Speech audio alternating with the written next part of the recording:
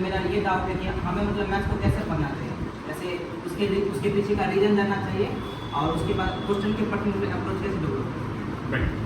देखो ये बात सच है कि अगर तुमको जेई का प्रिपरेशन करना है, ठीक है, तो आपको बहुत बड़ा ऑपरेशन नहीं कर सकते, ठीक है। ये बातें तब लागू हो सकती है जब आपको मैथमेटिक्स के बारे में बहुत डिटेलिंग करनी, आपको उसमें स्पेसिफिकेशन करना, राइट। जैसे ठीक है, ये बात सच है कि जैसे हम अगर 100 कंसेप्ट पढ़ रहे हैं तो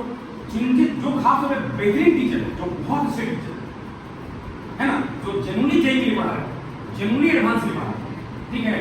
तो बहुत ज्यादा ऑपरेशन करने की आपको नहीं वो सिर्फ और सिर्फ सिखाएगा प्रॉब्लम्स को कैसे अप्रोच करें, प्रॉब्लम्स को कैसे अप्रोच करें, प्रॉब्लम बनाने के कैसे सोचें। अगर कोई कॉन्सेप्ट है तो आपको बता देगा ये कॉन्सेप्ट है, ऐसे आपने क्या करेंगे पढ़िए, आप वहां भी उनसे क्वेश्चन करिएगा सर ये कॉन्सेप्ट कैसे है, वो भी आपको समझा देंगे कि कहोगे तो बता देंगे, कहोगे क्या करेंगे, लेकिन आपको इसमें पढ़ना नहीं। तो आपको बहुत ज्यादा डीप, हाँ ये इसका ये मतलब नहीं होगा कि 100 कंसेप्ट पढ़े तो उसमें 60 कंसेप्ट का उसमें एक्सप्लेनेशन नहीं दे सकता, वो टीचर 60 कंसेप्ट का एक्सप्लेनेशन वो जरूर से जरूर दे।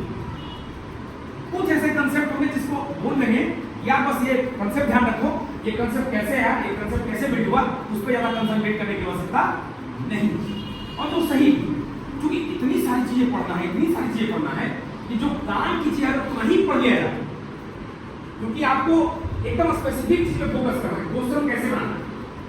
आईटी में जिस दिन एंट्रेंस देने जाओगे या मेडिकल में जिस दिन एंट्रेंस देने जाओगे उस दिन वो लॉजिक नहीं पूछेगा कि ये चीज अच्छा यार ये तो बहुत लॉजिकल क्वेश्चन था, इसमें कैलकुलेशन 2 पेज थे, ये क्वेश्चन बच्चा बनाया इसलिए इसका सही आंसर कैसा होता है क्या,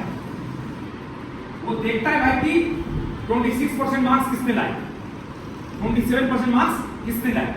जिस बच्चे का आईटी एडवांस में 27% मार्क्स आते हैं उसका सेक्शन आईटी में क्या हो जाएगा, और 27% से जितना मार्क्स बढ़ा सकते हो तुमको रैंक क्या करता है, रैंक तुम्हारा इंप्रूव करता है। 30% लाओ, 50% लाओ, 70-72% ऑल इंडिया में कितना जाता है, 70 से 72% में ऑल इंडिया में कितना जाता है, ऑल इंडिया रैंक 1। बहुत कभी कभार ऐसा होता है कि जैसे पिछले साल 96% क्या होता है एडवांस, भैया कई बार 95% आया,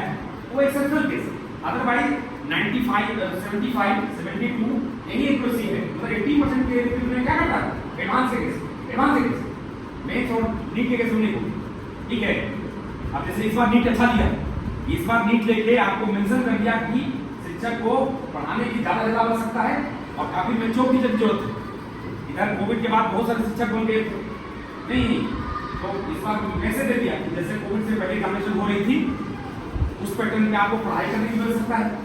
और उस पैटर्न में शिक्षकों को पढ़ाने की भी हो सकता है, ठीक है। अदरवाइज 720 में 720 आ जा रहे थे, 720 में 720 एक दोनों को नहीं आ रहे, अभी मिनट तो कहा जा रहा है, क्या खेल बना रखा है भाई बच्चों जैसा। इस बार एंट्रेंस लेकर दिखा दिया कि सचमुच में पढ़ाने की एक लेवल से ढंग से पढ़ाने की आवश्यकता है बच्चों, ठीक है, और शिक्षक को भी और बच्चों को पढ़ने की आवश्यकता है। जिन बच्चों ने, जैसे मेरे ही 2 बच्चे हैं जो पिछले साल, जो एक का 760 था 660 था और एक का 653 था, तो वो पिछले साल रुक गए थे क्योंकि उनको एक जाना था, इस बार उनको 520 आया, एक को 536 आया, बात समझ रहे हो ना, उनको मेंटल नॉलेज तो मिल गई, नेम्स तो नहीं मिला। अब वो बच्चे, उन बच्चों का प्रोग्रेशन की स्ट्रेटजी उन बेसिस पे कार्य 20 के बाद से कंडक्ट किया जाता है। इस बार पैटर्न बिल्कुल क्या किया, बहुत बच्चे मार खा, जिनका इवन कि जिन बच्चों का 680 था पिछले साल और रोका था कि नहीं मिल पाया हमको, उन बच्चों का इस बार क्या हुआ, सिलेक्शन भी नहीं हुआ। उनका तैयारी करने का पैटर्न क्या था, या इधर तुम देखता होगा कि जो बच्चे